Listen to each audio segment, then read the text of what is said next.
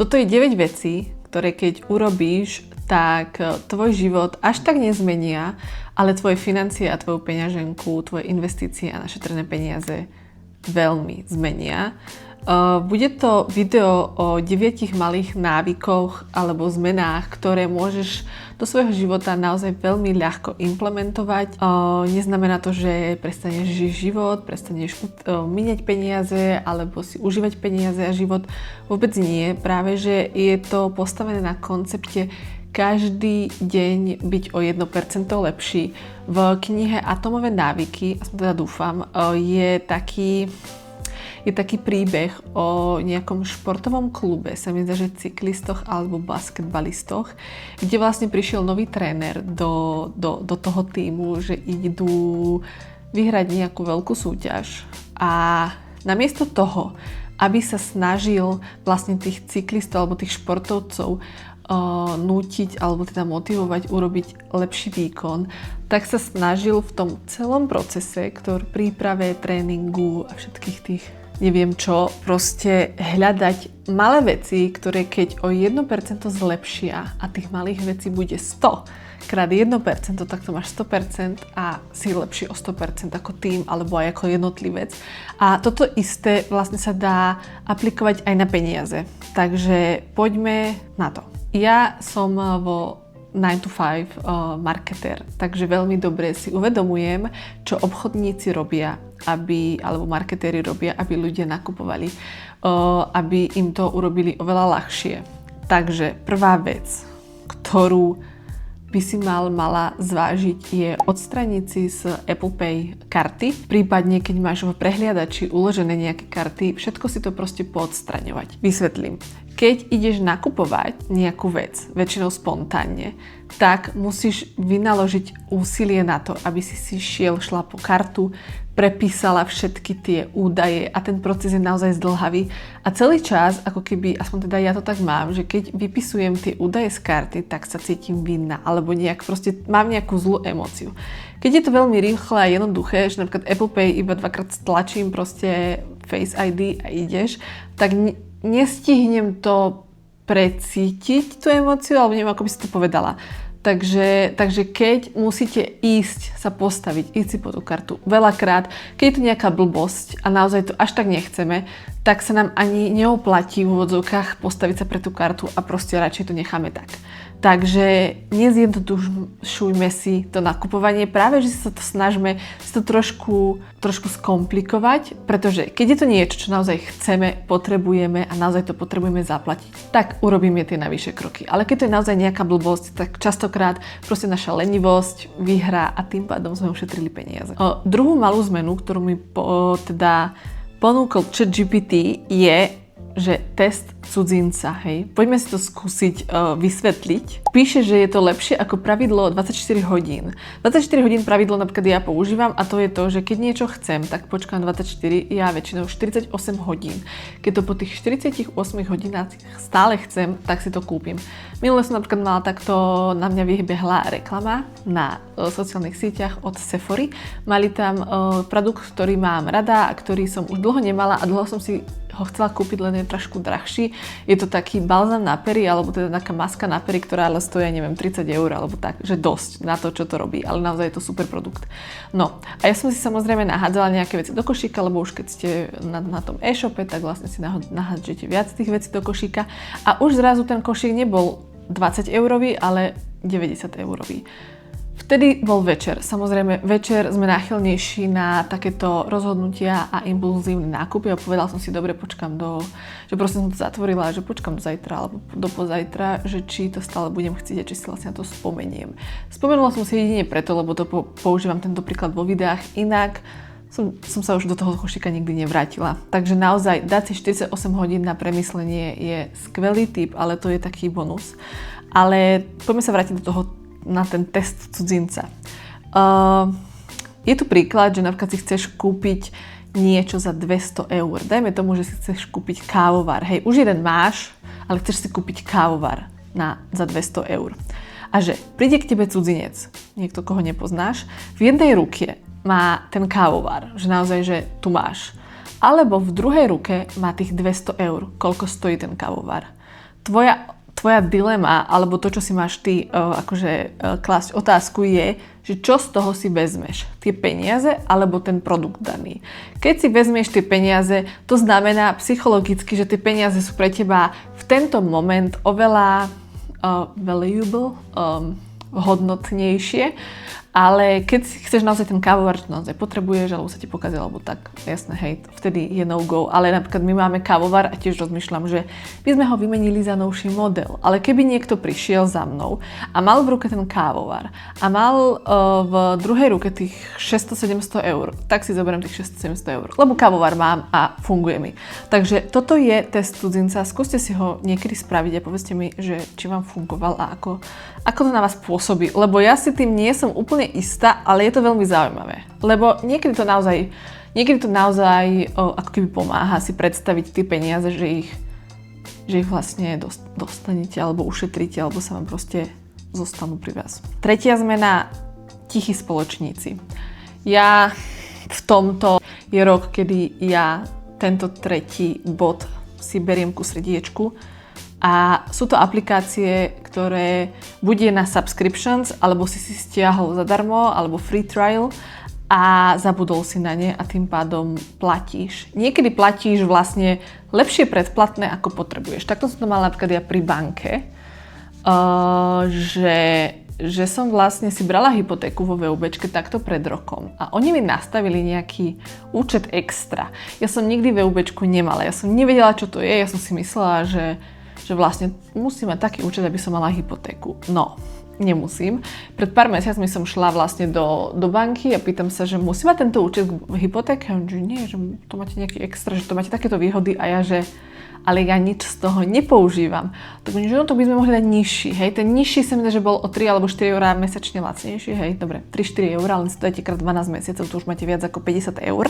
A keď si takéto subscription, takýchto tichých spoločníkov proste nahromadíte aj 5-6, tak zrazu je to 250 až 300 eur, čo je už veľký peniaz. Takže odporúčam, naozaj, ja toto robím už, ale ja mám problém s tým subscriptions, ale toto, že free trial, že choďte do Apple Pay, alebo teda do Google Pay, ale neviem, kde je to v Google, a choďte na vlastne môj profil a tam máte predplatné a pozrite si, za aké aplikácie platíte. A keď som to povedala mojim kamoškám alebo kamošom, tak boli naozaj prekvapení, za koľko aplikácií platia, ktoré vlastne ani nepoužívajú. Takže choďte si to skontrolovať a vlastne zrušte si tie, ktoré nepotrebujete. Ja to robím tak, že keď je nejaký free trial, ktorý chcem nejakú appku skúsiť, tak ja si to samozrejme dám na kartu, kde nemám peniaze a moc ju nepoužívam, tak na to si to dám, keby náhodou, ale vždy ako náhle sa to ako keby zaplatí, tak idem do tých predplatných a tam si to rovno dám, že cancel subscriptions, no mi prejde tých 7 dní, čo mi dali na skúšku, ale už mi to nikdy nestiahne. Takže toto si tiež robím a odporúčam to veľmi, lebo naozaj teraz tých apiek na predplatné je že extrémne veľa.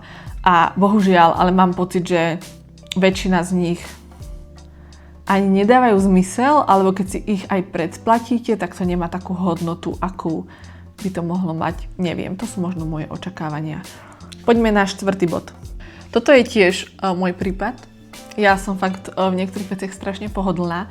Jednu vec, ktorú ale nechcem zmeniť, ale viem, že je to daň z pohodlnosti, je to, že chodím väčšinu času MHDčkou. My bývame proste v centre, takže všade sa dostanem buď pešo alebo MHDčkou. Ale keď idem niekde, kde mám prestupovať viac ako 2-krát, raz je to OK, 2-krát prestupovať, nikdy nejdem MHDčkou, vždy idem taxikom. Toto je moja daň z pohodlnosti, že naozaj, že je to proste pohodlné. Nemusím to tak robiť, ale je to tak. Alebo častokrát napríklad ľudia si idú na nejakú cestu, vedia, že si majú zobrať vodu, alebo kávu, alebo snacky, alebo niečo, nezoberú si, povedia si, to vydržím, alebo nepotrebujem a potom, keď idú, dajme tomu, že buď vlakom, tak vo vlaku, alebo keď idú autom, tak na pumpách, kde samozrejme všetko je násobne drahšie ako v obyčajných potravinách, alebo ešte mám jeden, že daň z pohodlnosti a tu tiež niekedy používam.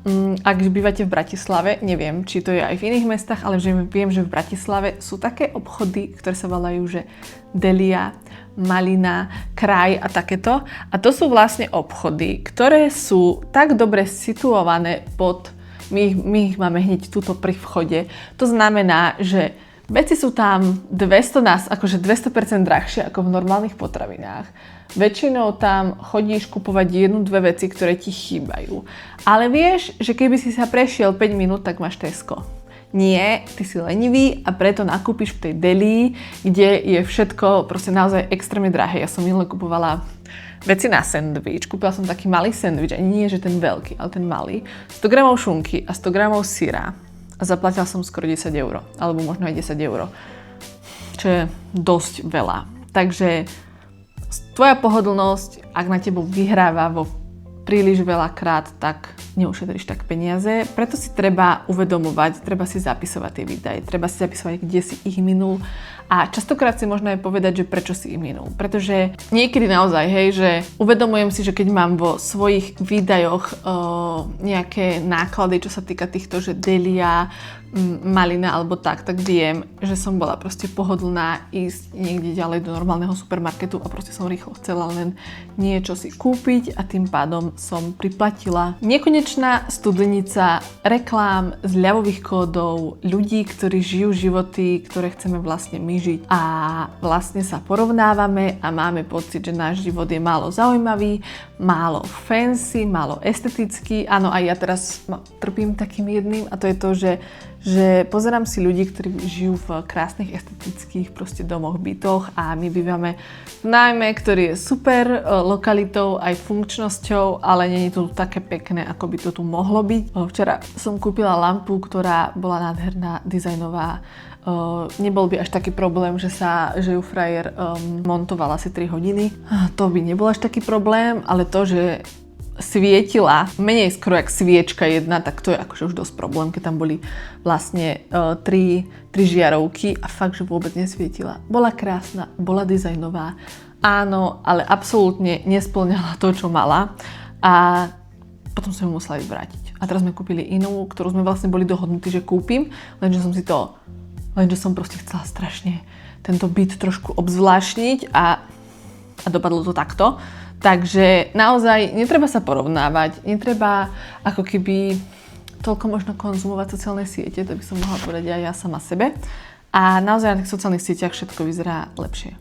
A ani nevieme, že odkiaľ tí ľudia pochádzajú, odkiaľ majú peniaze, či sú takí šťastní, lebo to nie je iba o tom estetickom ako keby domove, lebo to je teraz moja téma, ale aj o materstve, o bohatstve, o príjmoch, o dovolenkách a teda, že naozaj neporovnávať sa, nenaháňať sa za nejakým statusom, nechcieť sa niekomu vyrovnať, proste žiť si svoj život. To je najjednoduchšie. 6. vec, vernosť alebo vernostná daň, alebo neviem, ako to mám nazvať. Je to vlastne, dajme tomu, aj že pri bankách, pri internete, pri paušáloch a teda. Oni majú zákazníka, ktorý platí pravidelne, vlastne zvyšujú mu väčšinou tie balíky a vlastne ich vôbec nejak nezaujíma, hej. A my to platíme, nám sa to nechce riešiť, lebo je to nepríjemné, tí ľudia proste, si povedzme takto, hej, tí obchodníci a na zákazníckych linkách v takýchto spoločnostiach nie sú úplne najpríjemnejší ľudia väčšinou, alebo proste vás do niečoho tlačia, do čoho nechcete, aby vás tlačili, takže to nie je úplne najpríjemnejšia situácia. Ale proste treba. Ja som takto napríklad bola pred pár mesiacmi si vypýtať okrem teda zníženia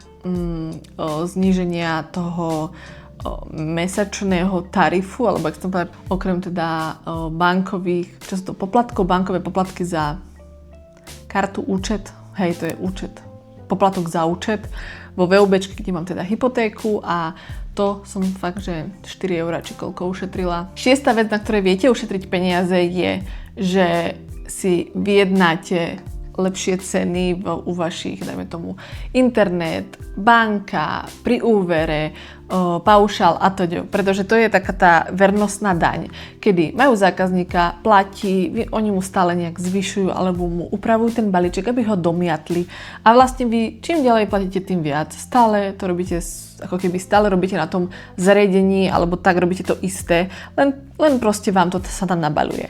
A takto napríklad je to dosť často sa to robí pri bankách, keď máte úver a idete vlastne vyjednávať si lepší úrok, tak prídete tam, že dobre, ja mám u vás túto úver, dali ste mi toľko a vlastne túto druhá banka má takýto úrok a ja chcem poďte sa to vyrovnať. A toto isté viete urobiť s paušálom, s internetom, proste kde ešte? Banke, napríklad ja som aj poplatok za účet proste zmenila, že naozaj proste ísť a popýtať sa. Alebo možno aj poisťovňu, poistky, proste všetky tieto záležitosti, ktoré vlastne platíte každý mesiac a keď sa to tam zmení iba o 5 eur, hej, že jedna vec sa zmení o 5 eur, tak sa to nabalí a naozaj viete ušetriť takto úplne jednoducho bez práce 50 eur mesačne. No, 7. vec je, že si prepočítavate sumu na vašu hodinovku alebo na váš pracovný čas, alebo že koľko hodín musíte pracovať, aby ste danú vec si mohli dovoliť kúpiť. To znamená, že keď chceš telefón, ktorý stojí 1000 eur a tvoja hodinovka je, dajme tomu, že 10 eur v čistom, tak ty potrebuješ 100 hodín vynaložiť práce, aby si dostal ten nový telefón. Keď to nie je niečo, čo sa ťa živí, alebo ti to robí extrémnu radosť, alebo to potrebuješ, že je to nevyhnutné, už máš starý model a to chápem, ale keď je to niečo, čo až tak nepotrebuješ a dáš si toto, si to prepočítaš, že vlastne koľko hodín musíš zarobiť na tú danú vec, tak zrazu zistíš, že to je veľa, alebo to nepotrebujem, alebo viem si kúpiť niečo lacnejšie. Pretože pri tých, samozrejme, ja som iPhone, takže pri tých telefónoch naozaj jednoducho viete priplatiť 300-500 eur. Ja som napríklad prvýkrát za niekoľko rokov si nešla, že do Pročka. Nešla som do Pročka, pretože mi to nedávalo zmysel a samozrejme, keď som to povedala ľuďom okolo mňa, tak všetci boli takí, že ale teba video živí, že proste ty na tom natáčaš, ty vlastne potrebuješ to a ja, že áno, ale študovali ste si, že aký je rozdiel medzi tým obyčajnou 17 a 17 Pro? No však, tam máš ten tretí objektív, hej, lenže to je iba približovanie a naozaj ja nepribližujem na videách, pretože to aj tak kazí kvalitu, takže naozaj tie veci, ktoré má môj telefón, alebo teda tie funkcie, ktoré má môj telefón a to Pročko je skoro fakt, že totožné, okrem toho jedného objektívu a pár vecí navyše, dobre, väčšia baterka, lepšie a teda. Ale naozaj, že v reálnom živote ja ten lepší telefón nepotrebujem. Ušetrila som takto možno 300-400 eur, len kvôli tomu, že som sa zamyslela, že som sa naštudovala a nešla som proste hneď po tom, čo by som mala. Pretože ja som naozaj posledné tie telefóny vždy mala vlastne Pročko, alebo veľké, alebo Maxko som kedysi mávala strašne úchylku na tie veľké telefóny. Na to som tiež už sa vykašľala, lebo je to zase peniaze navyše. Ja mám v 365-ke, nepoužívam tú banku, teda nepoužívam už tú kartu veľmi, ale teda viem, že má takú vymoženosť, volá sa to Sislenie. Viem, že to má že aj Revolut. Že vlastne platby, ktoré platíte, tak vám zaokrúhľuje buď na euro, alebo na 10 eur a tým pádom vás, ako keby vám to odpíše z toho účtu a za každú platbu, dajme tomu, že zaplatíte 3,50 a máte na euro za okrúhlenie, tak vám to 50 centov do toho celého eura pošle na nejaké sporenie. Toto si viete proste v aplikácii nastaviť a takto za každú platbu vám to proste zaokrúhli a hodí na to sporenie. Takto akože mesačne si viete takto veľmi veľa odložiť. Musíte to samozrejme nastaviť tak, aby to bolo rozumné a udržateľné. Ale tým, že vám to odchádza z toho hlavného účtu a pripisuje sa vám to na nejaký sporiaci účet, tak vlastne máte pocit, že tie peniaze nemáte, ale vám sa vlastne sporia. Bez toho, aby ste vynakladali nejakú energiu a o tomto je video, že proste úplne najjednoduchšie kroky, ktoré môžete spraviť, aby ste ušetrili. A keď týchto 8 zatiaľ krokov, a teda ešte 9 krok, ešte máme 9. krok, keď týchto 9 krokov spolu si dáte a použijete 7, tak mi verte, že ušetríte akože pekné peniaze. A posledná vec teda no spend days. Ja toto aplikujem niekedy, ale viem, že som to kedysi mala som aj no spend week, aj no spend month, ale to bolo hrozné, lebo to je strašný extrém, akože míňať minimálne, ale takto na jeden deň je to podľa mňa úplne v poriadku. Vlastne celý ten koncept je o tom, že vy neminiete za jeden deň ani euro. Proste kávu si dáte doma, raňajky si dáte doma, obed si zoberiete, dajme tomu, že maximálne dobré MHDčka alebo také tie naozaj nevyhnutné veci, ale naozaj nejdete proste taxíkom, nejdete do obchodu, nejdete si urobiť radosť, nenakupujete online, nejdete na drink, na nič. Proste jeden deň v týždni, dajme tomu, proste si dáte takýto no spend day, kedy naozaj sa snažíte čo najbližšie k 0 eur vlastne sa priblížiť. Najlepšie samozrejme neminúť ani euro, ale niekedy to proste nie je možné. Takže keď si dáte napríklad takýto deň 4-krát do mesiaca, tak máte proste ušetrených aj ďalších 40-50 eur. Toto som vám teda dala nejakých 9, dajme tomu, že malých zmien, ktoré aj ja som často ako keby používala, alebo mne dávajú zmysel, alebo proste ich radím ľuďom, lebo naozaj peniaze sú o veľmi veľa malých návykov, myslení a mindsete a veľmi málo o tých veľkých nákupoch a častokrát aj o tom zarábaní peňazí, pretože my si myslíme, že musíme zarábať neviem aký obnos peňazí, aby sme dokázali šetriť. Lebo šetriť peniaze neznamená, že musíte mesačne ušetriť 500 eur zrazu zo dňa na deň. Už aj 50 eur mesačne ušetrených a dajme tomu investovaných je viac ako 0 a proste o tom to je. Hej, o tom sú moje videá. Začať 10 eurami, 30 eurami, 50 eurami mesačne a možno o rok, o 2 budete šetriť proste 200 eur mesačne a úplne s prehľadom. Takže určite mi napíšte, že ktorý bod zakomponujete do svojho nejakého roku 2026 alebo čo chcete začať robiť alebo v tom pokračovať alebo máte nejaký iný návyk, ktorý vám zachraňuje peňaženku, určite mi ho napíšte do komentáru a vidíme sa pri ďalšom videu.